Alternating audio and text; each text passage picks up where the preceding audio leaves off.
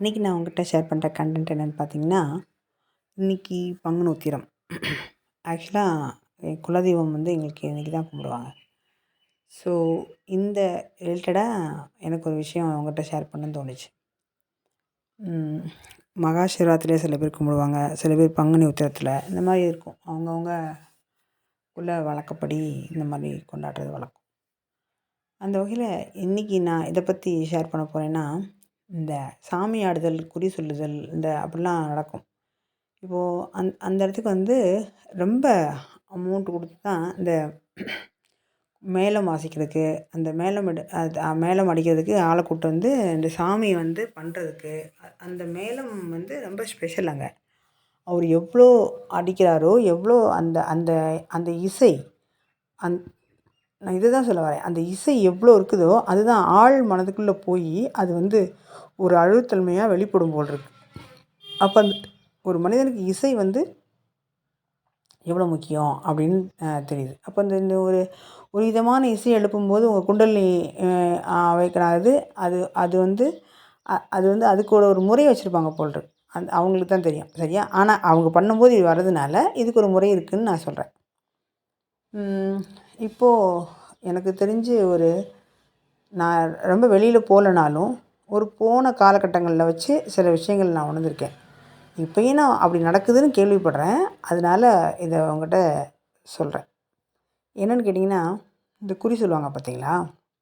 அது ஏன் அப்படின்னா, இப்போ கோவிலில் நீங்கள் இந்த ஆடி பொங்கல், இந்த மாதிரி ஒரு தெரு பொங்கல், இந்த மாதிரி ஒரு பொங்கல் வரும் இல்லையா? அப்போயும் ஒரு விழா கொண்டாடுவாங்க. அது எஸ்பெஷலி இந்த காளியம்மன், மாரியம்மன் கோயிலுக்கு பொங்கல் வரும். அந்த இந்த வெயில் காலத்தில் ஏன்னா அந்த மக்கள் ஏன் கொண்டாடுறாங்க அப்படின்னா, அதுக்கு ஒரு காரணம் இருக்கும் போல். வெப்பம் ஜாஸ்தி இருக்கனால அந்த விரதம் இந்த மாதிரி இருக்கிறது, உடலில் வந்து இந்த மெல்லிய பருத்தி ஆடை அணிகிறது, இதெல்லாம் வந்து ஏதோ கலாச்சாரம், ஏதோ நம்ம நினைக்கிறோம். ஆனால் மக்களாக அவங்க வந்து என்ன ஒரு பண்பாடையே, ஒரு கலாச்சாரத்தையே அந்த சூழ்நிலைக்கு ஏற்ற மாதிரி தான் பெரியவங்க இதெல்லாம் பண்ணியிருக்காங்கன்னு உணர முடியுது. ஏதோ இது ஒரு கண் துடைப்போ மூட நம்பிக்கையோ கிடையாது. நாம் இன்றைக்கி மாறி வந்துட்டு அந்த மூட நம்பிக்கையை தவறுன்னு சொல்கிறோம். அந்த இடத்துலேருந்து பார்க்க இதுதான் கரெக்டாக இருந்திருக்கும். இந்த இடத்துக்கு ஏற்ற மாதிரி நம்ம பேச தெரில, அதனால் அது தவறுன்னு சொல்கிறோம். இங்கே அது சரி, இது தவறுங்கிறது கிடையாது. அந்த கால சூழ்நிலைக்கு எது உண்மையாக இருக்குமோ, எது ஆப்டாக இருக்குமோ அதை எடுத்துக்கிறது தான் புத்திசாலித்தனம். அங்கே அந்த காலத்தில் பண்ணவங்கள இங்கே இந்த காலத்தில் இருந்துக்கிட்டு தவறுன்னு சொல்கிறது, அதே மாதிரி வந்து நாம் ஒரு அட்வான்ஸ் நிலைக்கு வந்ததை வந்து ஒரு என்னது ஆடம்பரமாக கேலியாக சொல்கிறது, இதெல்லாம் ஒரு பேச்சுக்கு ஒரு முரணாக வச்சுக்கிறது வேணால் ஒரு டைம் பாஸ்க்கு பேசுகிற மாதிரி இருக்குமே ஒழிய இதில் இருக்க ஆழமாக உண்மையை உறிஞ்சிருக்கு வாய்ப்பில்லை. சரி, இப்போது நான் உங்கள்கிட்ட இதில் இன்னும் ஆழமாக சொல்கிறது என்னென்னு கேட்டிங்கன்னா, இந்த குறி சொல்கிறாங்க பார்த்தீங்களா, இதில் எத்தனை பேர் உண்மையாக சாமி ஆடுறாங்கன்னு பார்க்குறீங்க? பாதி பேர் போலி தான். எப்படின்னு கேட்குறீங்கன்னா, எங்கள் வீட்டில் எங்கள் வீட்டு பக்கத்தில் தான் கோவில் இருக்குது. காளியம்மன் கோவில் இருக்குது, விநாயகர். அதுவும் அதில் அந்த சாமி ஆடுறவங்க என்ன பண்ணுறாங்கன்னா, ஆடிக்கிட்டே இருக்காங்களா, எனக்கு இதில் என்னன்னே புரியலை. ஆடுறாங்க, ஆடிட்டு அவங்க அப்படி அந்த சேஃபாக சேலை பிடிச்சி ஆடுறாங்க, அப்படி சுற்றுறாங்கள, அந்த மாதிரி சுற்றுறாங்க. பக்கத்தில் யாரோ மிதிக்கிறவங்க வந்தாங்கன்னா அவங்கக்கிட்ட காலை தொட்டு கும்பிட்டு, நம்ம நடந்து போகும்போது யாராவது வந்தாங்கன்னா சாரி சொல்லிட்டு கை வைக்கும்ல, அது மாதிரி வைக்கிறாங்க. ஒரு அருள் வந்தால் ஒருத்தங்க அந்த கான்சியஸாக இருக்க முடியும். 2 எனக்கு அது புரியல. ஓகே, அடுத்து என்னென்னு கேட்டிங்கன்னா, இது ஆழமாக சொல்கிறதுக்கு இந்த கண்டென்ட் இன்றைக்கி என்ன பேசுகிறதுக்கு இந்த எடுத்துக்கேன்னா, இன்றைக்கி எல்லாத்துக்கும் சாமி வரும். அதில் பாதி பேர் ட்ரிங்க்ஸ் அடிச்சுட்டு, அப்புறம் அந்த என்ன சொல்கிறது, மது, மாமிசம் இதெல்லாம் சாப்பிட்டு தான் சாமி ஆடுறாங்க. 1. 2வது என்னென்னு கேட்டால் இவங்க ஆடு பலி கொடுக்குறாங்க அதில் குலதெய்வத்திலே. 2. 3வது என்னென்னு கேட்டிங்கன்னா, அந்த சாமி அந்த நிலையில் ரத்த பலி கேட்டிருந்தா கூட அடுத்தடுத்த காலத்தில் அது வந்து வேணான்னு சொல்லியிருக்கோம். இங்கே சாமி யார் கேட்குறா? சாமி யார் உணர்றா இங்கே? இல்லை, நீங்கள் அந்த சக்தியோடையும் அந்த உணர்வோடையும் அந்த கான்சியஸோடையும் பக்தியோடையும் உணரும்போது அந்த சாமி முன்னாடி நின்னாலே கண்ணில் தண்ணி வரும். இதுதான் நீங்கள் சாமிக்கிட்ட சரியாக பிரார்த்தனை பண்ணுறீங்கன்னு அர்த்தம். எனக்கு அது கொடு இது கொடுன்னா வராது. அதை பார்த்தோன்னே அழுக வரும் பார்த்தீங்களா, இதுதான் பக்தி. எப்போ இந்த குலதெய்வத்துக்கு முன்னாடி எதையுமே கேட்காம நம்ம முன்னோர்கள் அப்படின்னு நம்ம தாத்தா பாட்டியை ரொம்ப வருஷம் கழித்து போய் பார்த்தா எப்படி இருக்குமோ அந்த ஃபீல் வந்தால் தான் இது. அங்கே போயிட்டு நம்ம பிரார்த்தனை பண்ணுறேன், முடி எடுக்கிறேன், அப்புறமா வந்து என்னென்னமோ பண்ணுறேங்கிறது, பொங்கல் வைக்கிறேன். இதெல்லாம் வந்து ஒரு புற சம்பிரதாயம். அகமா நீங்கள் அவங்கள எவ்வளோ உணர்றீங்க? இதுதான் முக்கியம். இதை இப்போ சொல்கிறதுக்கும் ஆள் இல்ல. இதை சொன்னா கேட்குறதுக்கும் ஆள் இல்ல. அப்படி சொன்னோன்னு வச்சுக்கோங்களேன், "இது என்ன காலத்தில பேசிட்டு இருக்கீங்க? இதெல்லாம் ஜகஜம்ன்றாங்க." இங்கே எல்லா முறையும் மாத்திட்டாங்க. 2வது என்னன்னு கேட்டிங்கன்னா, வெளியிலேருந்து அந்த இந்த ஜண்ட மேளம்னு ஒண்ணு கொண்டு வந்துருக்காங்க பார்த்தீங்களா? இதெல்லாம் வந்து கேரளாலலாம் இந்த இறப்புக்கு இந்த மாரி ஒரு விதமான நெகட்டிவ் எனர்ஜி கிடைக்கிற மேளம். அத கொண்டு போய் இங்க வச்சு ஏன் தெரியுமா? இங்க வித்தியாசம் காட்டணும். இப்போ குஜராத்தில இருக்க கல்யாணம் மாரி தான் இங்க அந்த எப்படி அந்த அந்த அந்த மண்டபத்த வந்து ஒரு ஓப்பன்ல அப்படி இந்த திரை சீலைகள் எல்லாம் போட்டு வச்சு நம்ம தான் இங்க எல்லா சினிமாவும் பார்க்குறோமே! நம்ம முன்னாடி அதே மாரி ஆட்கள அங்கேருந்து கொண்டு வந்து, இப்போ ஒரு 5,00,00,000 கல்யாணம் 5,00,00,000 ரூபா குடுத்து செலவு பண்ற அளவுக்கு கல்யாணம் வைக்கிறாங்க. அதில ரூ. 1,00,00,000 இந்த இந்த மேடை டெக்கரேஷனுக்கே செலவு பண்றாங்க. அப்போ நல்லா யோசித்து பாருங்க. இந்த இந்த ஆடம்பர வந்து ஒரு ஒரு பெருமையாவும், ஒரு ஒரு என்ன சொல்றது? அவங்க பரம்பரையோட வளர்ச்சியோட குறியீடாவும் இந்த மாரி பார்க்குறாங்க. இவ்வளோ நகைகள், இவ்வளோ பிரம்மாண்டம், இவ்வளோ இவ்வளோ சீரு இதெல்லாம் வந்து அதே மாதிரி தான் இந்த சாமி கும்பிடுறதுலயும் வந்துருச்சு. மாலை யார் பெருசா போடுறது, யார் இந்த கோவிலுக்கு உபயம் அப்படின்னு சொல்லி ரொம்ப நன்கொடை குடுக்குறது. அவங்க தான் அந்த இடத்துல அவர் ஊர்ல ஒண்ணாம் நம்பர் அடி வடிகட்டின முட்டாளா இருந்தா கூட, இந்த மாரி ரூவா குடுத்து உபயம்னு எழுதிட்டாங்கன்னா, அவரு தான் அங்க பெரிய ராஜா ரேஞ்சில கொண்டாடப்படுறது. அவங்களுக்கு வந்து மதிப்பு குடுக்குறது, மரியாதை குடுக்குறது இந்த மாரி. நான் பொதுவா சொல்றேன். ம் எ உண்மையா இருக்கவங்களும் இருக்க தான் செய்றாங்க. ஆனா மீதியா எளிமையா, நேர்மையா போயிடுறாங்க. விலகி போறாங்க. இப்போ இந்த நல்லவங்க இப்படி விலகி போறதுனால தான், அந்த கெட்டவங்க ஆமா அவனே போயிட்டாய்ங்க. நம்ம ஆடலாம். நம்மள கேட்கறதுக்கு யார் இருக்கான்னு ரொம்ப திமிரா ஆடுறாங்க. இது இது ஒரு வகையில வந்து நம்ம நல்லவங்க பண்றது, நல்லது நல்லது பண்றோம்னு நெனச்சு விலகி போறது வந்து என்னன்னா, ஆரம்பத்தில வேணா செய்யா இருந்திருக்கலாம். இந்த காலகட்டத்தில அப்படி இல்ல. ஏன்னா, ஒரு ஒரு யானை வந்து ஒரு குட்டி யானையா இருக்கும்போது, ஒரு சங்கிலிய வந்து கட்டி வச்சிருப்பாங்க. எந்த இடத்துல? ஒரு இடத்துல. ஏன்னா, அது வந்து ஓடிறக்கூடாதுங்கிறதுக்காண்டி. அது குட்டியா இருக்கும்போது இழுத்து இழுத்து பார்க்குமா, இழுத்து பார்க்கும்போது என்ன ஆகும்? அத அத உடைச்சிட்டு போ முடியாது. உடனே அ அப்புறம் கொஞ்ச நாள் கழிச்சு திரும்ப இழுத்து பார்க்கும். இப்படி அடிக்கடி இழுத்து பார்த்துட்டே இருக்கும். அதனால முடியவே முடியாது. நெனச்சிரும். கொஞ்சம் பெருசாகி பெருசா வந்துரும். ரொம்ப பெரிய யானையாயிரும். அப்பயும் அந்த சங்கிலிய கால்ல கட்டி போட்டுருப்பான். அந்த யானை நெனச்சா ஒரே இழுத்துட்டு ஓடிடலாம். ஆனா, அந்த யானை முயற்சியே பண்ணாது. ஏன் தெரியுமா? ஓ! நம்ம சின்ன வயசுல இழுத்து பார்த்தாலும் வரலைல. அப்ப இப்பயும் வராதுன்னு, அது முயற்சியே பண்ணாது. அது முயற்சி பண்ணியிருந்தா, அது வெளியில போயிடலாங்கிற அறிவு அந்த அந்த மிருகத்துக்கு இல்லாதனால, அதே மாரி இந்த மனித மனம் இருக்கிறதுனால என்ன பண்ணுது அப்படின்னா, அப்போ இந்த மாரி இருந்தா, இந்த மாரி துன்பம் விளையும். இது எதுக்குன்னு சொல்லி விலகி போனவங்க, விலகியே போயிட்டாங்க. விலகி போனதுனால, இங்க துன்பம் இவ்வளோ ஆனதுக்கு அதான் காரணம். இங்க இருக்க ஊர் பெரியவர்களுக்கெல்லாம் நல்லா தெரியும். கேள்வி கேட்டா, அ கேள்வி கேட்டா வந்து திருந்திட முடியும். அவங்க வந்து நியாயமா பேசுவாங்க அப்படிலாம் தெரியும். ஆனா யாரும் செய்ய முன்வர மாட்டேங்கிறாங்க. அவங்க என்ன நினைக்கிறாங்கன்னா, நமக்கு மரியாதை இல்லாம போயிரும். நம்மள வந்து அவமதிச்சுருவாங்க அப்படிங்கிற ஒரு பயம். 2வது என்னன்னா, இந்த வயசுல இப்படி ஒரு கேவலத்த தருவான்னு சொல்லி, அந்த வீட்ல இருக்க சின்னவங்க, பெரியவங்கலாம் வந்து, "தாத்தா நீங்கலாம் இப்படி செய்யாதீங்க. அங்க போய் உங்கள மதிக்க மாட்டாங்க. நீங்க எதுக்கு தேவையில்லாத வேலை பார்க்குறீங்க? ஊருக்கெல்லாம் பார்த்தது போதும். நீங்க ரொம்ப ஊருக்கு செஞ்சீங்க. உங்கள வந்து எவ்வளோ மதிச்சுட்டாங்க. உங்கள ஒதுக்கி வச்சுட்டாங்க." அப்படின்னு சொல்லி என்ன பண்ணிருவாங்க, அவங்களையும் அந்த இந்த சின்னவங்க கட் பண்ணிடுறாங்க. அவர் தாத்தா வந்து பேரன் பேசுறத விட அப்பா வந்து என்ன சொல்றாருன்னா, "அப்பா நீ கம்முனு கெட. உன்ன யாருமே வந்து கவனிக்க மாட்டேங்கிறாங்க, மதிக்க மாட்டேங்கிறாங்க. நீ எதுக்கு செய்ற?" "இல்லடா, நம்ம தான்டா சொல்லணும். எங்க அப்பா இப்படி தான்டா சொல்லிக் குடுத்தாருன்னா." "அதெல்லாம் அந்த காலம். இந்த காலத்துலலாம் அப்படி பண்ணாதப்பா. நீ பண்றத விட எங்களுக்கு தான் அது கேவலமா இருக்கு." சொன்னோனே இந்த பெரியவர் என்ன நெனைக்கிறாருன்னா, நாம பண்ணிட்டு துன்பப்படுறத விட, நம்ம சுத்தி உள்ளவங்களும் துன்பப்படுறாங்களேன்னு சொல்லிட்டு அவங்க கேட்க முடியல. இது ஒரு காரணம். 2வது என்னன்னு கேட்டீங்கன்னா, எனக்கு இது ஏன்னே தெரியல. அது எதுக்கு இப்படி பண்றாங்கங்கிறத தாண்டி, எனக்கு தெரிஞ்சு இத நான் ஷேர் பண்ணணும்னு தான் நெனச்சேன். எனக்கு சில இதில அனுபவங்கள்லாம் இருக்கு. அத வச்சு நான் கேட்கும்போது என்னன்னா, இந்த அருள் வருது, அருள் வரலதுன்னு சொல்லியிருப்பாங்க. ஒரு வேளை இத நீங்க கேட்குறவங்க யாரா இருந்துச்சுன்னா, ஒரு பெண்களுக்கும் உங்களுக்கும் அருள் வரும் தானே! சாமி ஆடுவாங்கன்னு சொல்லுவாங்க தானே! ஆனா, எனக்கு அந்த அருள் வருதுங்கிறதும் தெரியும். இன்னும் நான் வந்து இப்போ இந்த சித்தர்களையும் உணர்ந்திருக்கேன். கணக்கம்பட்டிலாம் பார்த்தா, என்னால கணக்கம்பட்டிட்ட சில அனுபவங்கள். அப்புறம் வேற யார்ட்ட சொல்றது? எந்த சித்தர்களும் தான். என்னால அந்த சாய்பாபா இந்த மாரி எந்த சித்தர்களும் தான் என்னால வந்து அவங்க வந்து அந்த ஃப்ரீக்வன்சியா, அந்த எனர்ஜியா எனக்குள்ள அந்த அழுக்கு சாமி, அ வேட்டைக்காரன் புதூர்ல ஒரு சாமி இருக்காங்க. அழுக்கு சித்தர்ன்னு சொல்லிட்டு அவங்க.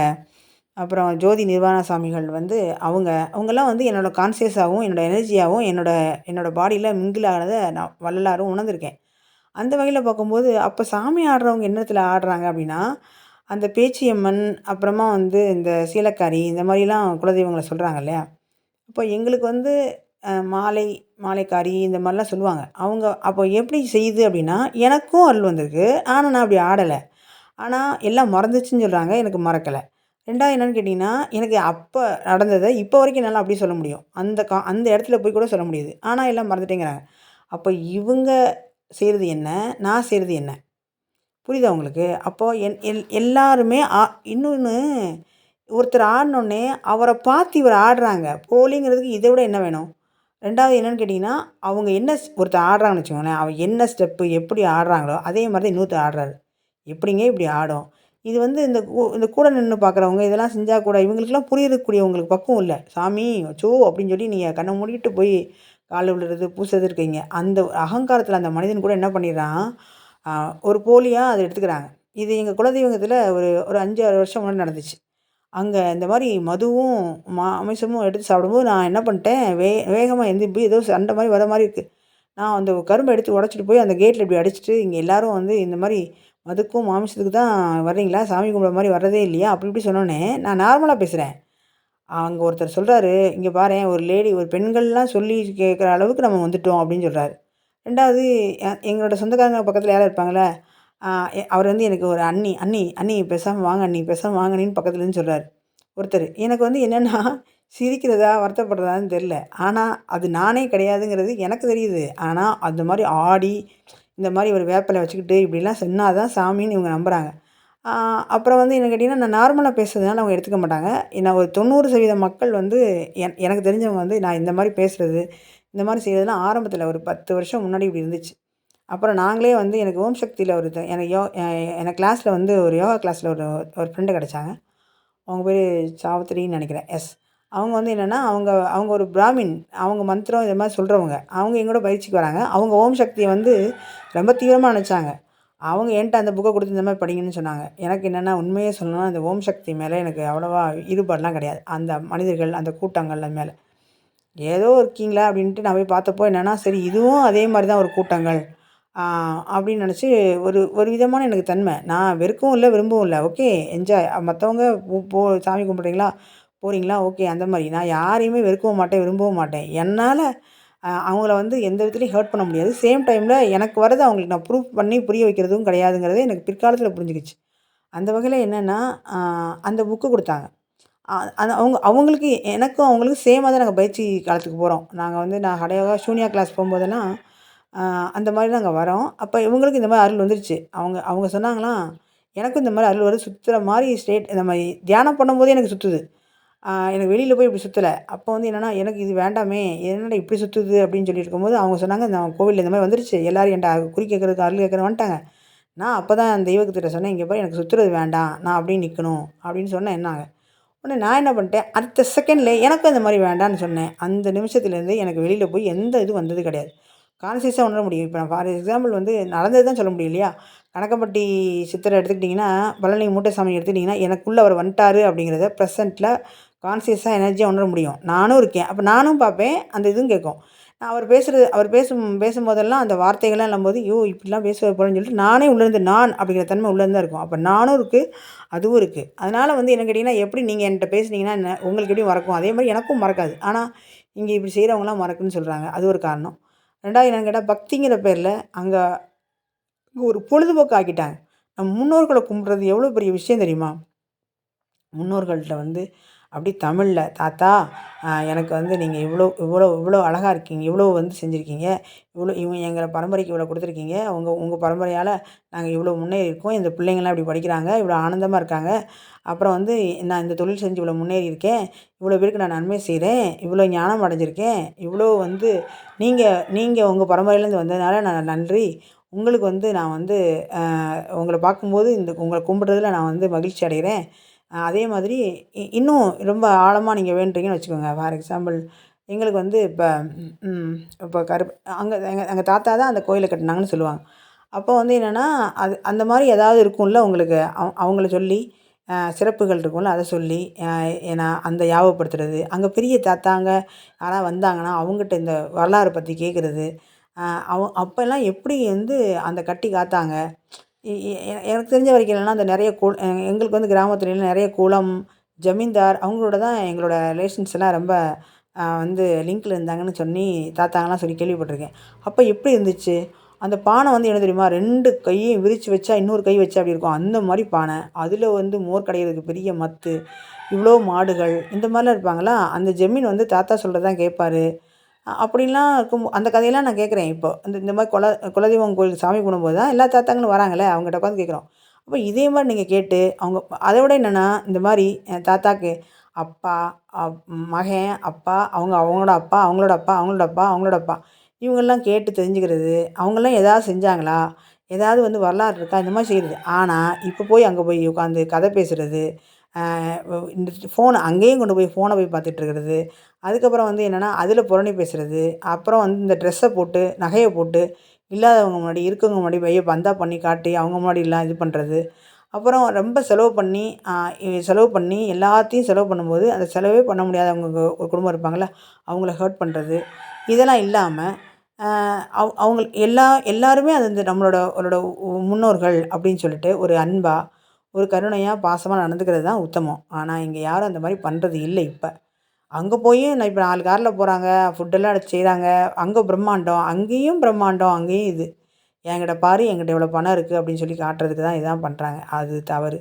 2வது என்னன்னு கேட்டீங்கன்னா, அந்த காலத்தில மாரி வந்து இந்த விறகுல செய்றதில்ல. இப்பல்லாம் கேஸ் வாங்கி எடுத்துட்டு போய் அந்த கேஸ் அடுப்புல செய்றாங்க. ஸோ அந்த பாரம்பரியம் போச்சு. அந்த மாரி வந்து என்னன்னா, கரும்பு, அந்த மாரி பனங்கிழங்கு, இந்த மாரிலாம் எடுத்து அந்த குழந்தைங்களுக்குலாம் குடுத்து, அந்த அந்த இடத்துலலாம் இவ்வளோ ஒண்ணா சேர்ந்ததுனால நம்ம பரம்பரை, நம்ம இவ்வளோ செஞ்சோம், உங்க தாத்தா இப்படி செஞ்சாங்கிறதெல்லாம் பேசி, அதெல்லாம் விட்டுட்டு இங்க போய் அந்த என்னமோ என்ஜாய் பண்ண ஒரு ஒரு என்ன சொல்றது? ஒரு பிக்னிக் போற மாரி அந்த ஃபங்ஷன கொண்டாடிட்டு, அப்புறம் வந்து அ அ அந்த தெய்வத்த வந்து என்னன்னோ ஒரு ஏதோ அது கடமைக்கு கும்பிடணுங்கிற பேர்லயும், ஆ இதெல்லாம் செய்யும்போது என்ன அப்டின்னா, இந்த முன்னோர்கள நீங்க எந்த அளவுக்கு புரிஞ்சிருக்கீங்க? இது இது வந்து வளரும் தலைமுறைக்கு நீங்க எப்படி இத கடத்துவீங்க? தமிழ்ல ஏன் சொல்ல மாட்டேங்கிறீங்க? இப்ப கூட அந்த குலதெய்வம் கோயில்ல போய் வந்து என்னன்னா, ஐயர கூட்டு வந்துர்றாங்க. ஐயர்னா நான் அவங்கள சிறுமைப்படுத்தல, பெருமைப்படுத்தல. நான் என்ன சொல்றேன்னா, அவங்க முன்னோர்கள கூப்பிட்டு வச்சு மண் அ அ தமிழ்ல அவங்கள போற்றி, அவங்க புகழ்ந்து, அவங்க பேர்லாம் சொல்லி, இந்த மாரி நீங்க ஏன் கும்பிடக்கூடாது? உங்க குலதெய்வங்கள வந்து அ இ அங்க போய் ஹோமம் வளர்த்துறது. அங்க போய் ஐயருக்கு வந்து ஒரு ரூ. 10,000 ரூ. 20,000 குடுத்துட்டு, அவர வர வச்சு, அவர் வந்து இந்த புஷ்பம் அதெல்லாம் அர்ச்சனை இதெல்லாம் பண்ணிட்டு, அதுக்கப்புறம் அவர் தட்டுல போட்டுறதெல்லாம் அவர் காசு எடுத்துட்டு, அமௌண்ட் வாங்கிட்டு அவர் போயிறாரு. இவங்க சாமி கும்பிட்றவங்க கும்பிட்றாங்க. இதுவா குலதெய்வம்? இதுவா நம்ம பண்றது? இதுக்கு நீங்க எதுக்கு இப்படி பண்ணணும்? அப்படிதான் என்னோட நோக்கம். எனக்கு இத ஏன் ஷேர் பண்ணணும்னு தோணுச்சு அப்படின்னா, இப்படியே நீங்க கடத்திட்டே போனீங்கன்னா, குலதெய்வங்கிறது வந்து நார்மல் மாரி ஆயிடும். அதோட தன்மை, தாத்பரியம் எல்லாம் போயிரும். 2வது என்னன்னு கேட்டா, இத பத்தி நீங்க பேசுங்க. ஒருவேளை நீங்க கேட்கிறவங்களா வந்து இப்ப நீங்க ஒரு 50 வயசு இருக்கீங்கன்னு வச்சுக்கோங்க, இல்ல 25 வயசு, இல்ல எத்தன வயசா இருந்தாலும், உங்ககிட்ட போய் கேட்டு, அவங்க பேர்லாம் எழுதி வைங்க. தாத்தாக்கு, தாத்தாக்கு, தாத்தாக்கு, பாட்டிக்கு, பாட்டிக்கு, பாட்டிக்கு இதெல்லாம் என்ன? அவங்க ஏதாவது செஞ்சிருக்காங்களா? என்ன மாரி பண்ணாங்க? வரலாறு என்னன்னு கேளுங்க. நீங்க என்னத்த வரலாறு இருக்கு? நானே இப்படி வாழ்றேன். அவங்க எப்படி வாழ்ந்திருக்க போறாங்களோ? அப்படிலாம் நீங்க பேசாதீங்க. கண்டிப்பா ஏதோ ஒரு சின்ன விஷயமாவது இருக்கும். உங்களுக்கு இன்னைக்கு சின்னது விஷயமா தெரியும். ஆனா பின்னாடி காலத்துல இது கூட கேட்காம போயிட்டோமேன்னு இருக்கும். அந்த மாரி சொல்ற ஆட்களும் இப்ப மறந்து போயிட்டாங்க. விஷயமும் மறந்து போயிருது அப்படிங்கிறது நிதர்சனமான உண்மை. இப்போ 1, 2 பேர் தான் உங்க லைஃப்லயே உங்க வீட்லயே இருப்பாங்க. அவங்க போயிட்டாங்கன்னா, அவங்களும் மறைஞ்சு போயிட்டாங்கன்னா, என்ன வரலாறுங்கிறதே தெரியாம போயிரும். அதனால என்னன்னா, முடிஞ்ச வரைக்கும் கேளுங்க அவங்க கிட்ட. இப்ப நீங்க 50 வயசு இருக்கீங்கன்னா, நீங்க வந்து அந்த பிள்ளைங்கட்ட வந்து சொல்றத விட ஒரு டைரி எழுதி இந்த மாரி வைங்க. இந்த மாரி சொல்லுங்க. ஒ அ அப்புறம் வந்து என்னன்னு கேட்டீங்கன்னா, ஒரு நினைவு கூர்ந்து, அ ஒரு மெனக்கெட்டு நினைவு கூருங்க. ஒரு சினிமா படம் பார்த்தா, "என்னத்த ஞாபகம் வருது? அதெல்லாம் ஒண்ணும் இல்ல." அப்படி சொல்லாம, அப்படி அதில என்ன இருக்கு? இப்போ ஒரு பயிற்சியே வைக்கிறாங்க உங்களுக்கு. நீங்கள் உங்கள் 4 தலைமுறையை பத்தி எழுதவும் அப்படின்னா, ஒரு 5 பக்கம் எழுதுங்க அப்படின்னா, என்ன எழுதுவீங்க? அந்த டெஸ்ட் வச்சா நீங்க என்னலாம் கேதர் பண்ணுவீங்க? எவ்வளோ டேட்டா எடுப்பீங்க? இந்த மாரி யோசிங்க. யோசிச்சுட்டு அந்த அந்த வரலாற நீங்க செய்யுங்க. இப்படி செய்யும்போது, உங்க முன்னோர்கள் வந்து எங்கோ இல்ல. உங்களுக்குள்ள தான் எங்கோ ஒரு வகையில சுத்தி சுத்தி இருக்காங்க. அவங்க ஆத்மா சாந்தி அடையறத விட, நீங்க விடுதலை அடையறதுக்கும், இந்த ஞானம் அடையறதுக்கும் இன்னும் ரொம்ப பெரிய ஒரு உ உந்துதலா, தூண்டுதலா இருக்கும். இங்க ஞானம் அடைஞ்சு போறது, இப்ப இந்த சிவன பார்க்குறதோ, இந்த சக்தியா மாறுறதோ, இல்ல சூட்சும உடல் எடுத்து போறதோ, இல்ல சமாதி ஆவுறதோ, அ அப்புறம் வந்து என்னன்னா சாமி வந்து ஆடுறதோ கிடையாது. நான் வந்து இன்னைக்கு எவ்வளோ ஹேப்பியா வாழ்றேன். இந்த வாழ்க்கைய நான் எந்த மாரி ஆனந்தமா, உயிரோட்டமா வாழ்றேன். 50 வயசில் இன்றைக்கி கேட்குறவங்க 50 வயசில் நான் உயிரோடு தான் வாழ்கிறேன், ஆனந்தமாக வாழ்கிறேன், இந்த வாழ்க்கையின் நோக்கத்தை உணர்ந்துக்கிட்டேன், நான் என் பிள்ளைங்களுக்காண்டி எல்லா கடமையும் செஞ்சுட்டேன், இப்போ எனக்காண்டி வாழ்கிறேன்னு யாராவது ஒருத்தர் சொல்லுங்கள் பார்ப்போம். ஒருத்தர் சொல்லுங்கள் பார்ப்போம். இல்லை, எல்லாரும் வந்து கடமை கடமை கடமைன்னு ஓடிட்டுருக்கீங்க. உங்களுக்காண்டி வாழவே இல்லை. உங்களுக்காண்டியும் வாழ்ந்து பாருங்கள்.